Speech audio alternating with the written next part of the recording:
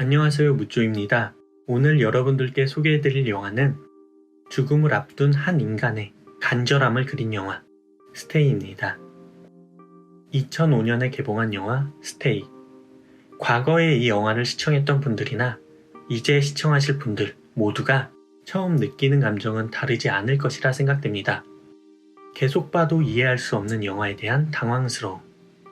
그럴 수밖에 없는 이유가 영화 스테이는 1시간 30분이라는 러닝타임을 가졌지만 마지막 5분을 확인하지 못한다면 앞선 85분의 내용을 전혀 이해할 수가 없는 영화이며 마지막 5분을 확인한다 해도 시원하게 해결되지 않는 부분들이 많아 반복해서 시청해야 이해할 수 있는 다소 복잡한 영화이기 때문입니다. 그렇기 때문에 영화를 해석하며 즐기는 분들에게는 둘도 없이 재미있는 영화이겠지만 가볍게 즐기는 분들에게는 끝까지 시청하기 쉽지 않은 그만큼 호불호가 갈리는 영화이기도 합니다. 그러므로 이번 영상은 영화 스테이를 제대로 감상하기 위한 가이드 리뷰로 여러분들께 영화 스테이에 대한 저만의 주관적인 해석을 들려드려 볼까 합니다. 그럼 영화 스테이 리뷰 시작하겠습니다.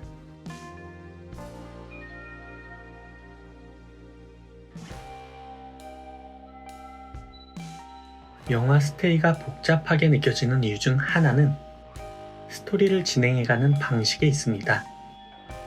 영화가 시작되고 우리의 눈에는 헨리가 이상하게 느껴지다가 영화 후반부로 갈수록 샘에게 이상함을 느끼게 됩니다. 그리고 결국 우리는 아무도 이해할 수 없는 혼란한 상황에 도달하게 됩니다. 일반적인 스토리의 진행은 인물이 등장하고 사건이 발생되며 그 사건을 해결해 나가는 이러한 진행 방식이 우리에겐 익숙하지만 영화 스테이는 사건의 발생, 즉 헨리의 교통사고 과정을 가장 뒤로 숨기고 헨리의 꿈속 세상을 먼저 보여줌으로써 어느 누가 봐도 이해할 수 없기에 우리는 계속된 불편함을 느낄 수밖에 없게 됩니다.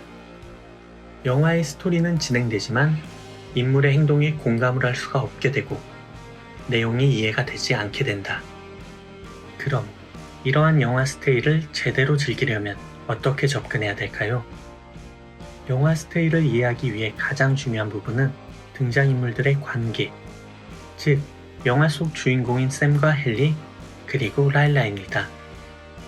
감독은 관객들에게 이들의 관계를 지속적으로 흘려줌으로써 영화의 의미까지 전달하려 했습니다. 먼저 가장 메인이 되는 샘과 헨리의 관계. 다른 의사를 대신하여 헨리를 담당하게 된 샘, 그리고 자신이 가족을 죽였다는 죄책감을 안고 자살을 기도하는 헨리. 영화가 시작됨과 동시에 헨리가 등장을 하고 곧이어 헨리가 샘으로 치환되며 잠에서 깨어나는 샘을 보여줍니다. 이후 지각을 한 샘이 옆집 아이의 울음소리에 늦잠을 잤다고 이야기하지만 샘의 이웃에는 아이가 없었고 샘이 헨리의 집을 찾아갔을 때 이웃집에서 아이의 울음소리가 흘러나옵니다. 영화가 시작됨과 동시에 관객들에게 던져주는 가장 큰 힌트, 바로 샘과 헨리가 연결된 동일한 인물일 수도 있다는 것. 그리고 샘과 헨리가 처음으로 만나게 되고 둘은 사고 상황에 대한 이야기를 나누게 되는데 대화 장면을 있는 그대로만 본다면 샘과 헨리는 마주하고 대화하는 듯이 보이지만 샘과 헨리의 포지션을 마주하는 것이 아닌 동일한 위치로 고정하고 명암을 대조함으로써 샘을 헨리 내면에 존재하는 또 다른 자아로 표현한 듯이 보였고 동시에 이 대화는 헨리가 자신의 내면에 있는 또 다른 자신과 가족의 죽음에 대한 자책을 하며 갈등을 하는 모습을 의도한 듯 보였습니다. 이외에도 샘과 라일라의 사슴 이야기와 샘을 헨리라 부르는 라일라의 모습, 그리고 헨리와 샘이 다투는 장면. 이처럼 영화는 우리에게 꿈속의 샘과 헨리는 연결된 인물임을 계속해서 인지시켜주고 있었습니다. 그리고 라일라. 꿈속에서의 라일라는 과거에 자살을 시도했었지만 지금은 그 과거를 후회하고 세상의 아름다움을 느끼며 살아가는 인물입니다. 즉, 꿈속의 헨리를 유일하게 공감해 줄 수 있는 사람이며 위로를 해주는 사람입니다. 그럼 이들을 통해서 관객들에게 전달하려던 의미, 그 의미는 무엇일까요? 그 의미를 파악하기 위해서는 등장인물뿐만 아니라 그들 주변을 구성하고 있는 배경에 집중하셔야 합니다.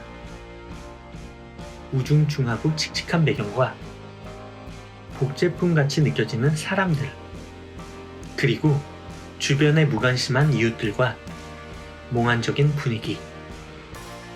이러한 배경이 의도한 대로 영화가 진행됨에 따라 관객들은 점점 더 혼란에 빠지며 몽환적인 분위기에 취하게 됩니다. 그리고 21살의 엘리가 스트릿바를 방문하며 영화의 몽환적인 분위기는 더욱 짙어지게 되는데, 그곳에서 그의 현재 모습과 상반되는 순수했던 과거의 모습이 흘러나오며 울음을 터뜨립니다.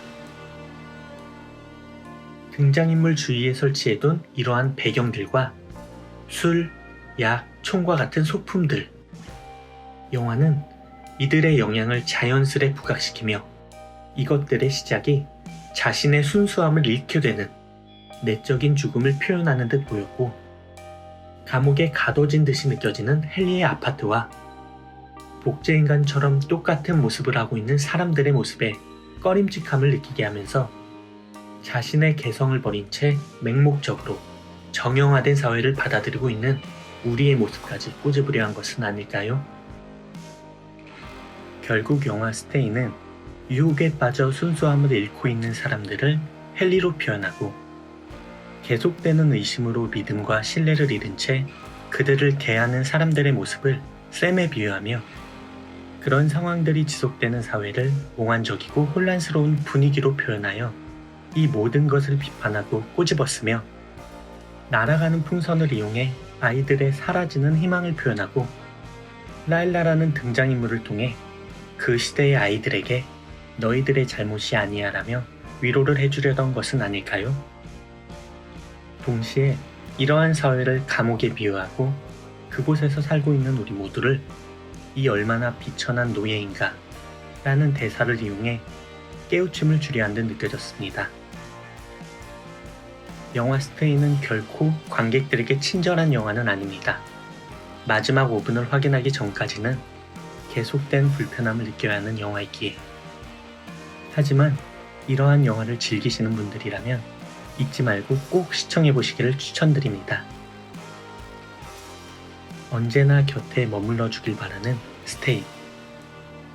현재가 힘들지언정 이겨내고 견뎌내길 바라는 스테이. 영화 스테이의 리뷰는 여기서 마치겠습니다. 즐겁게 보셨다면 구독 부탁드립니다. 감사합니다.